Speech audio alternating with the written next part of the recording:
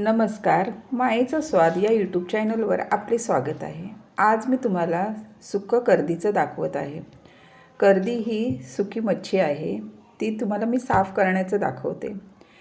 पहिल्यांदा आपण ते सुकी मच्छी त्याचं टोक पुढचं आणि मागचं हे काढायचं, सावकाश काढायचं, त्याला थोडं हे असतात, टोकं असतात। त्यानंतर अशा प्रकारे आपण ती सर्व स्वच्छ करून घ्यावी। स्वच्छ झाल्यानंतर आपण ती 2-3 वेळा चांगली धुवून घ्यावी आणि मग कोमट पाण्यात घालून ठेवावी। कोमट पाण्यात घातल्याने ती जरा मऊ पडते। त्यानंतर कढईत तेल घेऊन कांदा आणि ओली मिरची ही चांगली परतून घ्यायचं।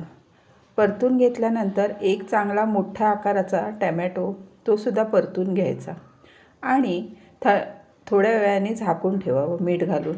मग ते चांगले नरम पडतं टोमॅटो आणि कांदा।